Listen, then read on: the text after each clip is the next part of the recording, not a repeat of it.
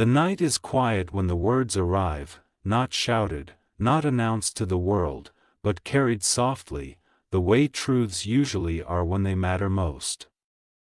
They are not words meant for headlines or stock tickers or crowded stages. They feel closer than that, closer than applause or controversy. They sound like a pause between breaths, like someone standing just outside a door, unsure whether to knock again or wait. Open the door for me. Not a demand. Not a command. An invitation. A vulnerability. The kind of sentence that only comes after a long journey, when ambition has already tasted the highest peaks and still found something missing. In this imagined moment, Elon Musk is not the icon people argue about online. He is not the billionaire, not the disruptor, not the headline. He is simply a human being who has spent years building rockets to escape gravity, companies to bend reality, and visions so large they often left little room for stillness. And yet here, in this quiet space, the words are small and personal. Open the door. Let me in. Not into a house, not into a room, but into a moment of understanding, into connection, into something that cannot be engineered or optimized. There is something deeply human about doors. A door separates inside from outside, safety from uncertainty, the known from the unknown. We close doors when we are afraid. We lock them when we have been hurt. We leave them slightly open when we are unsure. And we fling them wide when love outweighs fear. To ask someone to open a door is to admit you are on the outside. It is to admit you cannot force your way in. For someone known for moving fast and breaking things, that admission carries a different kind of weight. In this story, the door represents every barrier that success cannot remove. It represents the distance that forms when life becomes loud and expectations become heavy. It represents the emotional rooms people rarely talk about because they are not impressive enough for interviews. Behind the door are doubts, hopes, memories of being misunderstood, and the quiet wish to be seen without explanation. The request is simple. But the meaning is layered. Open the door for me, not because I have achieved something, not because I can offer you the future, but because I am here, present, and willing to be real. The idea of Elon Musk speaking this way fascinates people because it contrasts so sharply with the image they think they know. Public figures become symbols, and symbols are not supposed to ask for permission. They are supposed to declare, to dominate, to lead without hesitation. But symbols are built on human foundations, and humans grow tired of always being strong. There comes a point where even the most driven minds crave rest, understanding, and a place where they do not have to perform. Imagine him standing there. Not with cameras flashing, but with silence surrounding him. No speech prepared. No slides. Just a moment of honesty. The world sees the results of his intensity, but rarely the cost of it. The cost is time, relationships strained by distance, conversations postponed for later that never quite comes. The cost is being admired by millions and still feeling unseen in the ways that matter most. The door becomes the line between being known as an idea and being known as a person. Open the door for me also speaks to trust. To open a door is to accept risk. You do not know exactly what will come in with the person standing outside. They might bring warmth, or they might bring disruption. They might bring love, or they might bring change that forces you to rearrange your carefully organized inner world. Asking someone to open the door means respecting their choice. It means waiting. It means being willing to turn away if the answer is no. In this narrative, the words are not about conquest or persuasion. They are about patience. About standing still long enough to let the other person decide. That kind of patience is rare in a world addicted to speed. It is even rarer in people who are used to bending timelines to their will.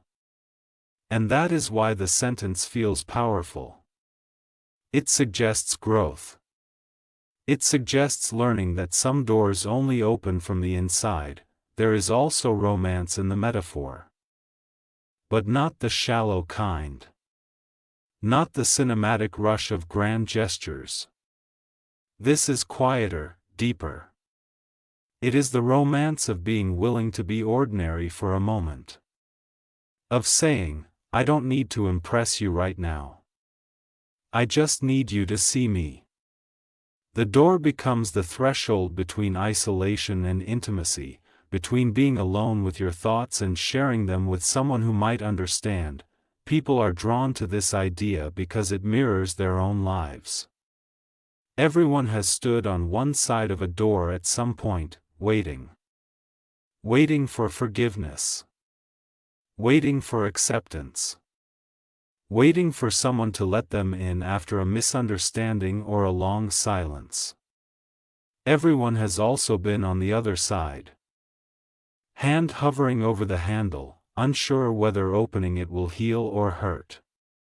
When a powerful figure is imagined in that same vulnerable position, it reminds us that no one outgrows the need for connection. The words also suggest timing. Doors are not opened at random.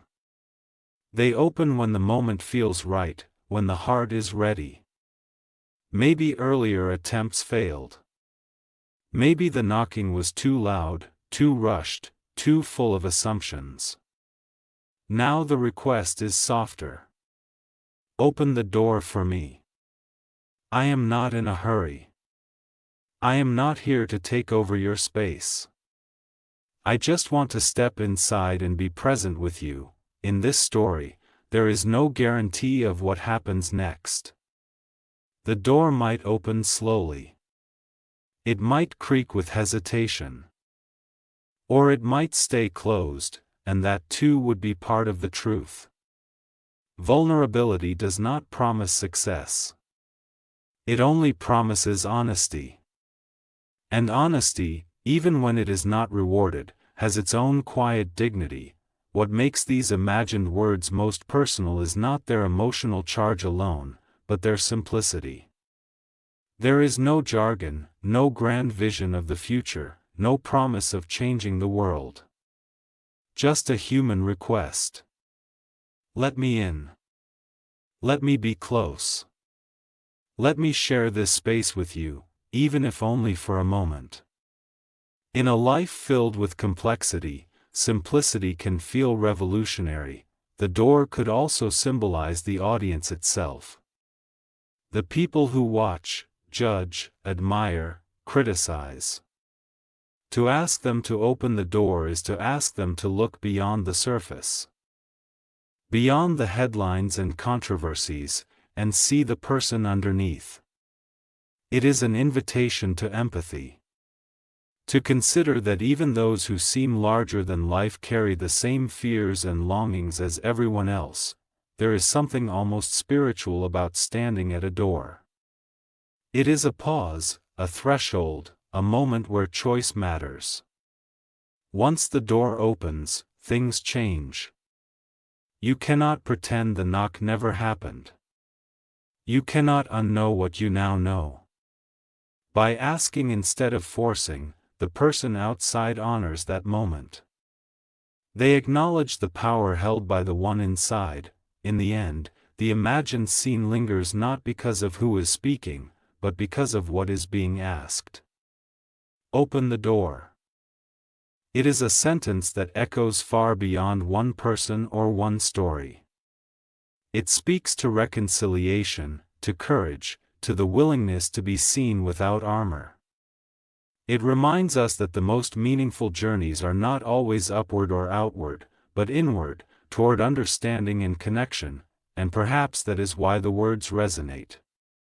Because beneath the myth, beneath the ambition, beneath the noise, there is a shared human truth. No matter how far someone travels, no matter how much they build or achieve, there will always be a moment when they stand quietly before a door, hoping it will open. The silence after the words is heavier than the words themselves. Silence has a way of revealing intention. When someone truly means what they say, they do not rush to fill the space that follows. They wait. They allow the moment to breathe. In that waiting, something important happens. The person inside the door begins to listen, not just with their ears, but with their memories, their instincts, their guarded heart. Standing outside the door changes a person. It strips away the illusion of control. You cannot predict what will happen next. You cannot optimize the outcome. All you can do is be present and honest. In that space, the noise of the world fades. The expectations of millions lose their grip. What remains is the quiet awareness of being human, of wanting to be received rather than applauded. The words linger in the air, not as pressure but as possibility. Open the door for me. It is not about entitlement. It is about trust. Trust that the person inside will not see weakness as failure. Trust that vulnerability will not be used as a weapon. Trust that whatever lies beyond the threshold is worth the risk of being rejected. Every door carries a history. Some have been slammed shut in anger. Some were closed gently to protect what was fragile inside. Some have not been opened in so long that dust has settled on the handle. To ask for a door to be opened is to acknowledge that history without demanding it be erased. It is to say, I know there are reasons this door is closed. I am not here to judge them. I am here to respect them. In this imagined moment, the person outside understands that opening the door does not mean everything will be easy. It does not mean the past disappears. It means a conversation can begin. It means light can enter a space that has been dim for a long time. It means two realities can finally meet instead of circling each other at a distance. There is a different kind of strength in asking. It is quieter than confidence, but deeper. Confidence says, I know who I am.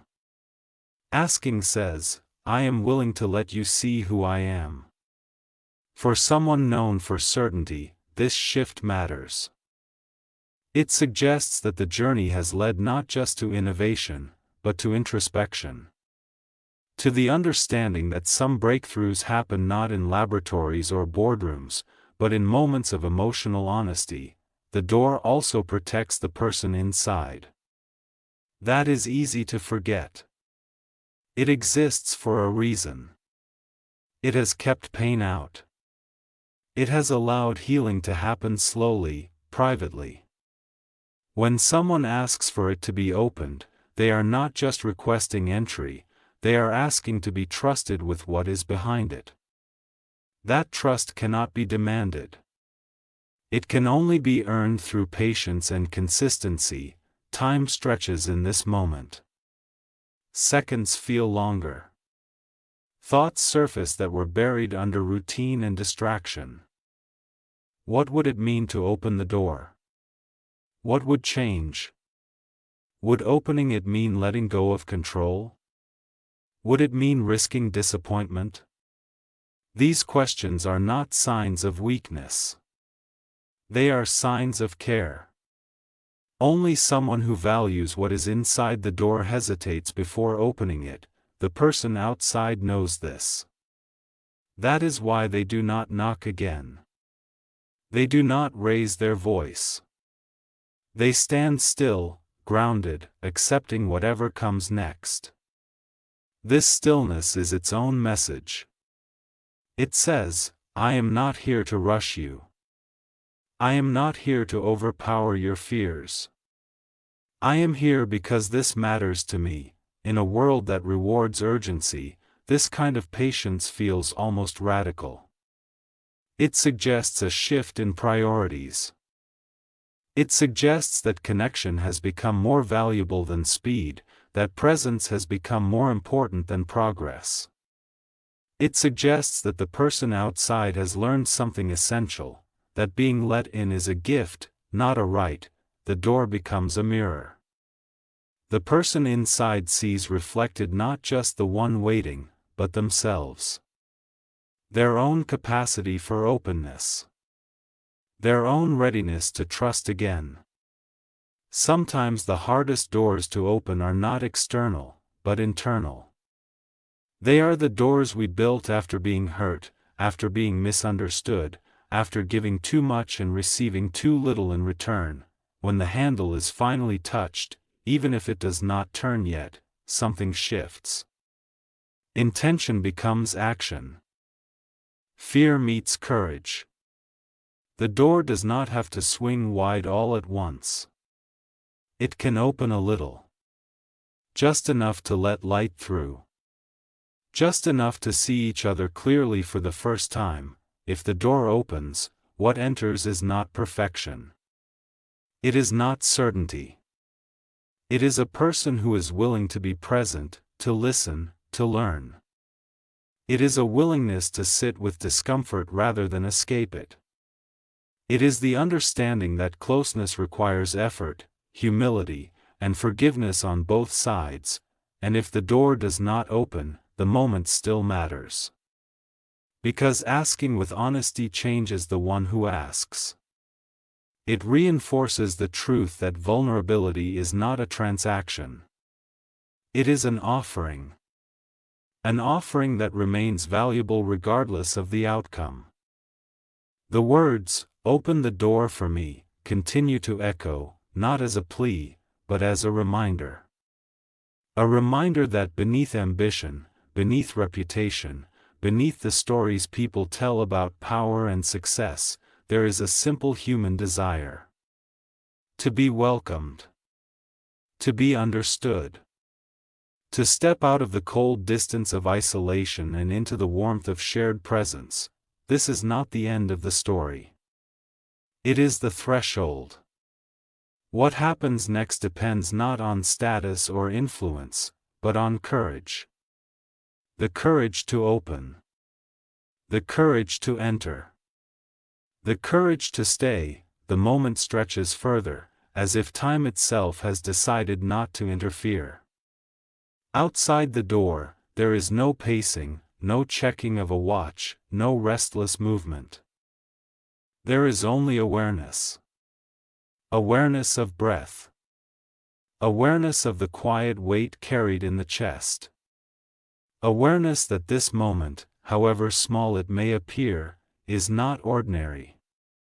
It is one of those rare intersections where intention meets truth. Being on the outside teaches humility. You begin to notice details you would have missed before. The texture of the door. The faint sounds from within.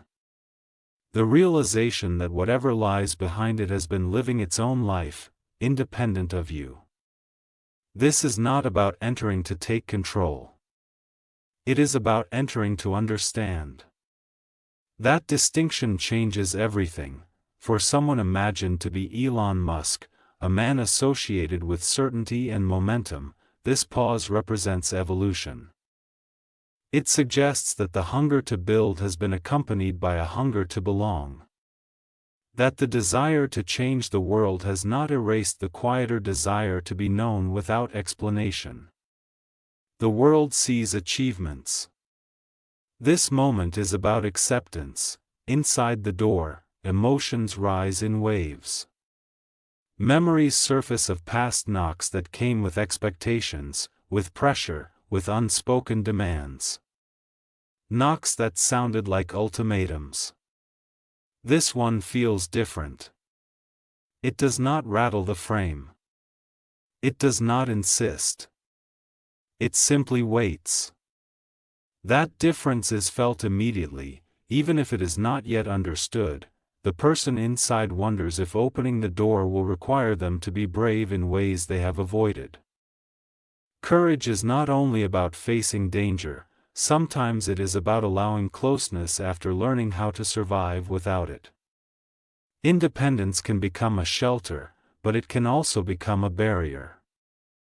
The door exists at the edge of that realization. Outside, there is no rehearsed speech for what comes next. No plan for how the conversation will unfold. Only readiness to listen. Readiness to be uncomfortable. Readiness to accept that the person inside may need time, or may need boundaries, or may not be ready at all. This readiness is what gives the words their power. Not the identity of the speaker, but the sincerity of the stance. The air itself seems charged with possibility. Doors, after all, are not just physical objects. They are symbols of transition. On one side is what has been. On the other is what could be. To open a door is to agree to change, even if the change is subtle. It is to accept that remaining closed forever is also a choice, and not always the safest one. The request echoes again, softer now, not repeated aloud but felt. Open the door for me. Not because I have answers. Not because I promise perfection. But because I am willing to meet you where you are. That willingness is rare, and it is often overlooked because it does not announce itself loudly. In this imagined story, the door begins to respond, not dramatically, but gently. A shift in energy. A lessening of resistance. Even before it opens, the connection has already begun. Because connection does not start when someone steps inside, it starts when both sides acknowledge each other's presence. There is also forgiveness woven into this moment. Forgiveness for past absences. Forgiveness for misunderstandings. Forgiveness for the times when words were not spoken, when priorities were misaligned, when timing failed.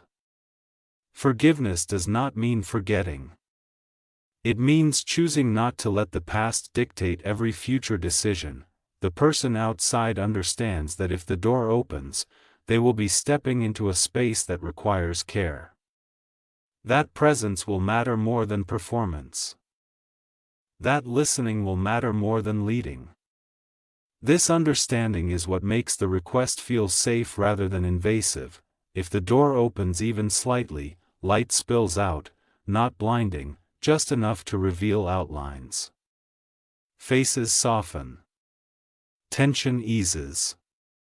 The unknown becomes less threatening when it is shared. Even silence becomes easier to bear when it is shared, and if the door remains closed a little longer, that too is respected. Because waiting, when done with integrity, is not wasted time. It is an expression of value. It says, "This matters enough for me to stay here, present, without guarantees." The longer the moment lasts, the more it reveals what has been hidden beneath urgency. Waiting becomes a form of honesty. It exposes intention in a way action sometimes cannot. Outside the door, there is a quiet reckoning with self. Not the public self shaped by expectation and reaction, but the private self that notices fear without trying to outrun it. This is where understanding deepens. Because the act of asking is not separate from the act of becoming. You do not ask to be let in unless you are prepared to show up differently than before. You do not wait unless you have learned that presence matters more than persuasion. Something has already changed, even if the door has not yet moved. Inside, the silence is no longer empty. It is full of thought. Full of awareness. The person within begins to sense that opening the door does not mean surrendering themselves. It means choosing engagement over distance. It means allowing another person to stand close enough to be seen clearly, flaws included. That clarity can be frightening, but it can also be freeing. The door has always been strong. It was built to protect. But protection, when held too tightly, can harden into isolation. The hand hovering near the handle feels the weight of that realization. Safety has a cost, just as vulnerability does. The difference is that vulnerability offers movement, while isolation keeps everything still. Outside, there is no attempt to imagine what will be said first. No effort to control the narrative. Control has no place here. Control would turn this moment into something else entirely. What exists instead is a quiet commitment to truth, whatever form it takes. Truth that may be welcomed. Truth that may be challenged. Truth that may require patience to be understood. There is a subtle humility in standing there without armor. Without achievements to hide behind. Without explanations prepared in advance. Just a willingness to meet whatever response comes with steadiness. That steadiness is not indifference. It is care that has learned restraint. The door begins to feel less like a barrier and more like a choice. Choices carry responsibility. Once made, they shape what follows. That awareness sharpens the moment. Opening the door means inviting complexity. It means accepting that connection is not always neat or predictable. It means allowing another person to matter enough to disrupt your inner balance. This is where courage becomes quiet. Not dramatic. Not loud. Just real. The courage to turn the handle, knowing that what waits on the other side will not fix everything, but will make everything more honest. The courage to step into a shared space where neither person has all the answers. When the door finally shifts, it is not sudden. It is measured. Intentional. A fraction of movement that speaks volumes. Enough to signal willingness. Enough to say, I am here. Enough to let air flow between two worlds that have been separated for too long. In that small opening, something intangible passes through first. Recognition. Not recognition of status or identity, but recognition of effort. Of patience. Of respect. Faces soften, not because everything is resolved, but because resistance no longer feels necessary. There is no rush to fill the space with words. Words can wait. Presence cannot. The first exchange is not verbal. It is an understanding that whatever comes next will be approached with care. That neither side will pretend this moment is smaller than it is. Stepping closer does not mean stepping in completely. Boundaries are still honored. The opening remains what it is, an invitation, not an obligation. This restraint builds trust more effectively than promises ever could. It says, I see you. I am not here to overwhelm you. The doorframe becomes a place of meeting. A shared threshold. Neither inside nor outside entirely. Just together, briefly, in a space that allows adjustment. This in-between is where real connection often begins. Not at the extremes, but at the edge where both sides are still choosing. There is relief here, subtle but real. Relief that the waiting was not meaningless. Relief that the asking was not ignored.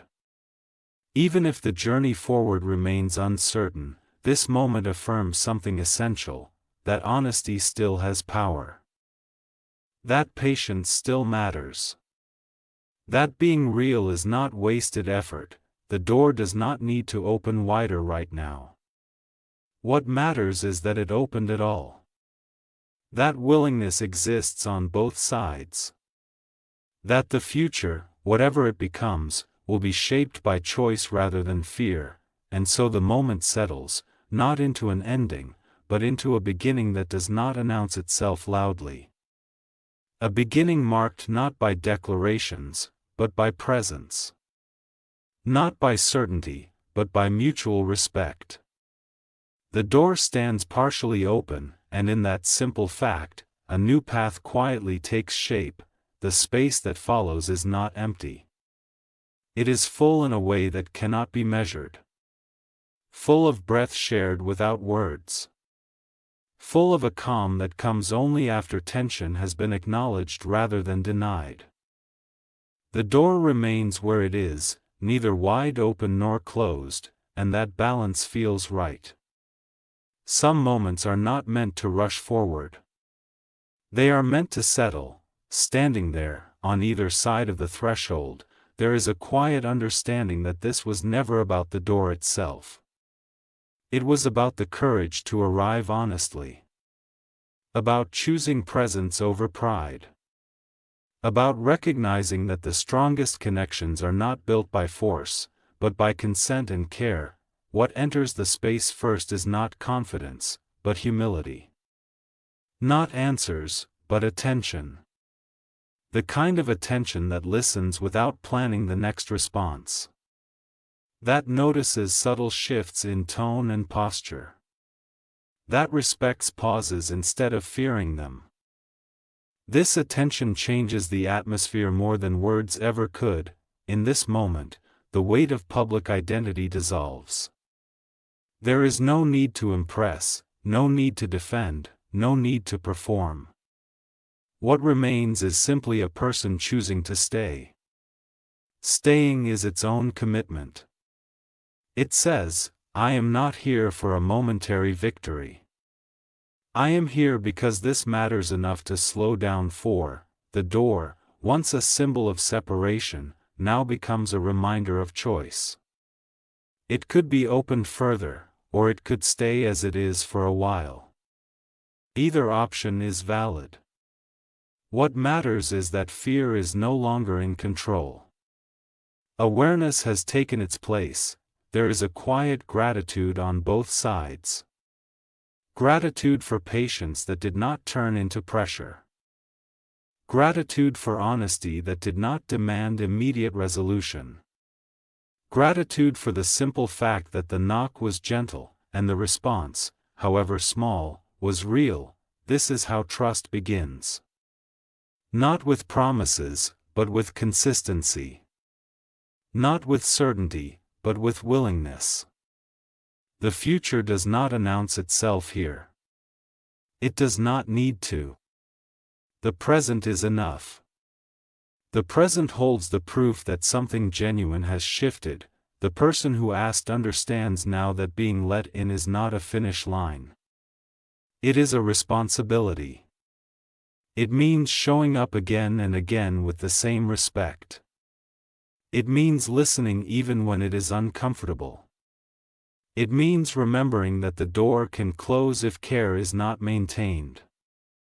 The person who opened the door understands something too. That vulnerability, when chosen freely, does not weaken them. It expands them. It creates space where there was once only protection. It allows connection to grow at a pace that feels safe. No dramatic declaration follows. No sweeping conclusion. Life rarely moves that way. Instead, there is a shared stillness that feels earned. A sense that whatever comes next will be approached with intention rather than impulse. The door remains partially open, and that is enough for now. Enough to let light move between two worlds. Enough to let warmth replace distance. Enough to prove that even after long silence, even after hesitation, even after fear, connection is still possible, and so the moment ends the way it began, not loudly, not publicly, but truthfully. With presence. With respect. With the quiet understanding that some of the most meaningful shifts in life happen without anyone else noticing, the door stands. The space breathes. And something real, something human, has finally been allowed to begin.